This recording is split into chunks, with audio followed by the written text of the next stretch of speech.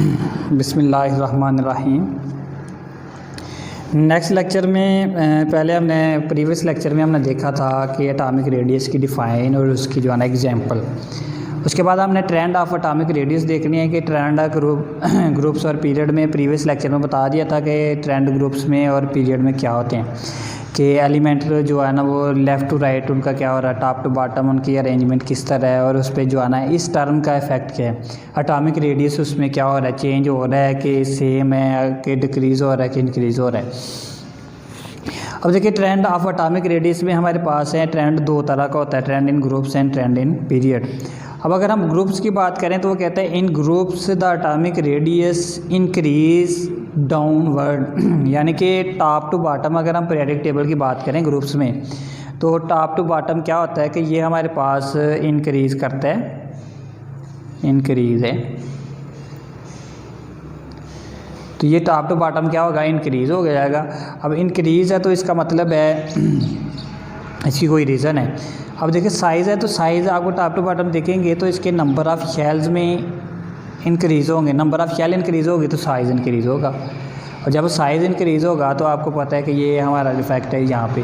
Top to bottom atomic mass increase होता है, atomic mass increase होने की वजह से एटॉमिक नंबर भी इंक्रीज़ होता है, और एटॉमिक नंबर इंक्रीज़ होने की वजह से नंबर ऑफ़ शेल ऐड होते हैं, और नंबर ऑफ़ शेल ऐड होंगे तो ज़ाहिर है उसका साइज़ बड़ा होगा। इस तरह से ग्रुप्स में जो है ना वो टॉप टू बॉटम होते हैं।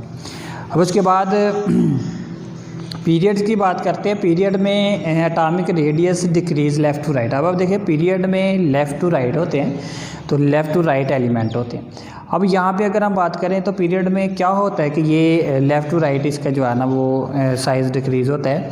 तो यहाँ पे अगर हम देखेंगे कि पीरियड में सेल सेम, जो शेल होता है वो सेम रहता है, उसके बाद उसमें जो नंबर ऑफ़ प्रोटॉन है वो इंक्रीज़ हो जाते हैं। जब नंबर ऑफ़ प्रोटॉन इंक्रीज़ हो जाएंगे, शेल सेम रहेगा, तो न्यूक्लियर अट्रैक्शन फॉर इलेक्ट्रॉन जो आउटर मोस्ट शेल है उसमें अट्रैक्शन यानी कि न्यूक्लियर चार्ज इंक्रीज़ हो जाएगा। जब न्यूक्लियर चार्ज इंक्रीज़ हो जाता है तो उसके रिज़ल्ट में क्या होता है कि उसके रिज़ल्ट में वो दो क्या करते हैं कि उसका साइज़ अट्रैक्शन ज़्यादा होने की वजह से साइज़ रिड्यूस हो जाता है, वो शेल थोड़ा सा कंट्रैक्ट होना शुरू हो जाता है।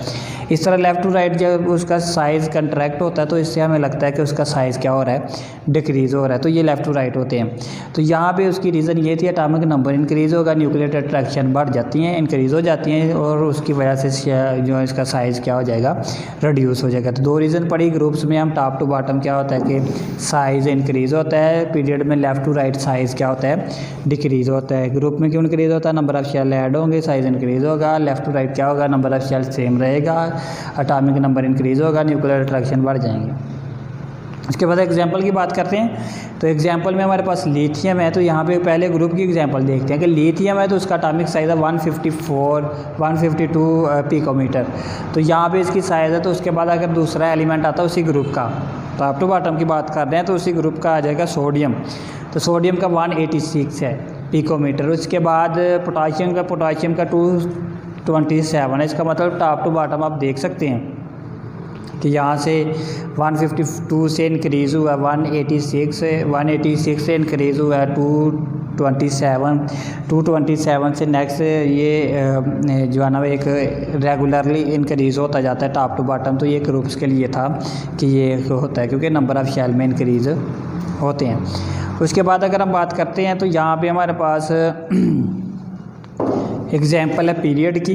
पीरियड में अगर हम बात करें तो ये लिथियम है, और लिथियम का हमारे पास है 152 पिकोमीटर। पहले भी हमने ये एग्जांपल में देखा है कि यहाँ पे भी इसका जो है ना 152 पिकोमीटर इसका साइज़ है। साथ ही हम बेरिलियम पे आ गए। लिथियम का एटॉमिक नंबर 3 है, बेरिलियम का एटॉमिक नंबर 4 है। अब देखिए कि यहाँ पे इसका एटॉमिक नंबर इंक्रीज़ हो जाएगा। एटॉमिक नंबर इंक्रीज़ होने की वजह से सेम पीरियड है ना, तो इंक्रीज़ होने की वजह से न्यूक्लियर अट्रैक्शन बढ़ जाएंगी। इसका साइज़ शेल भी सेम है, तो यहाँ इसका साइज़ कम हो गया 113 पे 113 पे रह जाएगा। उसके बाद बोरॉन है, बोरॉन में एटॉमिक नंबर और प्रोटॉन इंक्रीज़ हो जाएंगे जिसकी वजह से इसका मज़ीद साइज़ कम हो जाएगा। उसके बाद कार्बन है, कार्बन का पहले भी हमने फाइंड किया है, इसका साइज़ और कम हो जाएगा। इस तरह नाइट्रोजन, नाइट्रोजन के बाद ऑक्सीजन, ऑक्सीजन के बाद फ्लोरीन है, और उसके बाद ऑक्सीजन के बाद फ्लोरीन है, फ्लोरीन के बाद जो है ना हमारे पास नहीं आना है। तो ये सारे जो है ना रेगुलरली जो है ना इसका साइज़ क्या हो रहा है, डिक्रीज़ हो रहा है। तो ये डिक्रीज़ किसका हो रहा है, क्यों होता है, क्योंकि एटॉमिक नंबर इंक्रीज़ होता है, न्यूक्लियर अट्रैक्शन बढ़ जाती है, साइज़ रिड्यूस हो जाता है। नेक्स्ट लेक्चर में इंशाल्लाह हम स्टडी करेंगे शील्डिंग इफेक्ट के बारे में।